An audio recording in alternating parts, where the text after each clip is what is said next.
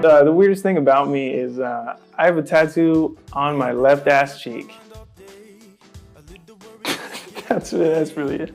I produce my music.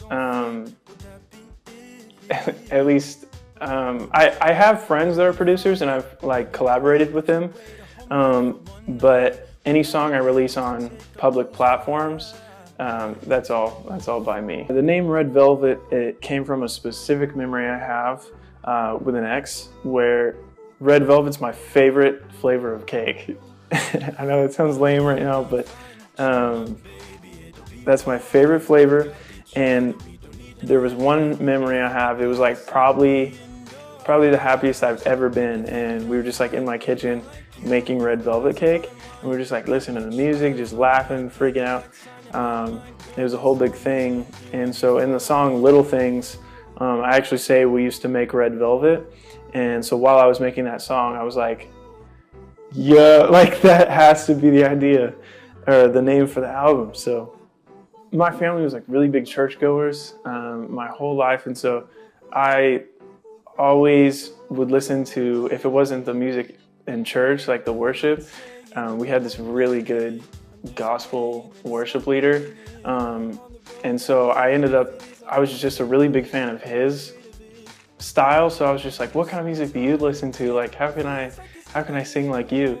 And he used to just suggest like Stevie Wonder or Marvin Gaye. And those two were the first CDs I ever bought. I used to drive around in like this really beat up truck, but I had a few CDs I would listen to, and it was the Marvin Gaye Greatest Hits and the Stevie Wonder Greatest Hits. And I would just have those on repeat the whole time. And none of my friends knew the music, but I would jam out. So I pretty much grown up, main two artists I would listen to was Marvin Gaye and Stevie Wonder. In high school, I really liked performing still. High school was not the best time for me, but I was in the band and choir and show choir and full orchestra, just pretty much anything performing arts. I was even in the musical at one point. I played in the jazz band. I played trombone, and that's kind of actually where I decided that I wanted to do music and that I wanted to pursue it. Was just through jazz. We'd go and perform all the way around, like all the different elementaries. We performed at the Levitt Pavilion.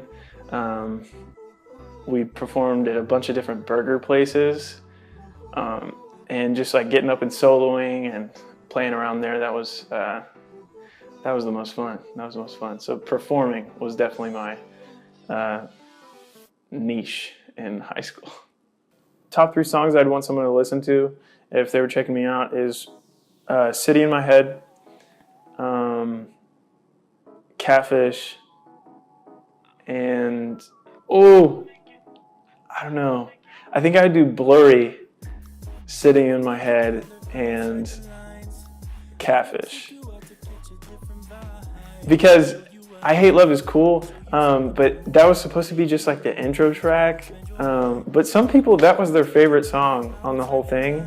So I don't know, maybe they should check that one out. But my personal favorites are Blurry, City in My Head, and Catfish, and those are the first 3 actual tracks on the album. Well, I mean, you know, I've never been like done real dirty by anybody, but I've had a few relationships. I've been in several relationships, and in each one, there's been a few significant things that happen, and you know, I mess up too, but just most of the time what people remember in relationships is like what's done to them, and like they like to play the victim. And so kind of why I made this album is because I was tired of just like sitting there being like, oh, it's been everybody else's fault in relationships, because I know that's not true, and I know it's 50-50 in everything. So this album was kind of just to get all of that out and leave it behind. Every song idea I would think of, after breakups and everything that always happened, I would always just be like, I swear someone could write a song about this. I swear, like this is bullcrap. But so I ended up just writing it all down, and I wasn't going for an album at first. I just made a couple singles that all had a similar theme of just being like, I'm sad. And so I was just like, I need to get out of this place. I need to leave this behind. So I just made a few more songs, trying to, this time like consciously trying to stay within the theme. And once I thought the project was done and all the situations I'd been in were wrote about, I put it out, and now it's gone. And now I'm gonna write about different things, I promise. You could curse in your interview. Thank God. I was like, You feel the magic blow, cabbage till the motherfucking day. And bring a girl around me, she gon' act like you a gay friend. SoundCloud rapper, if you like me, don't say it then. I'm the butt end of the joke, like the guy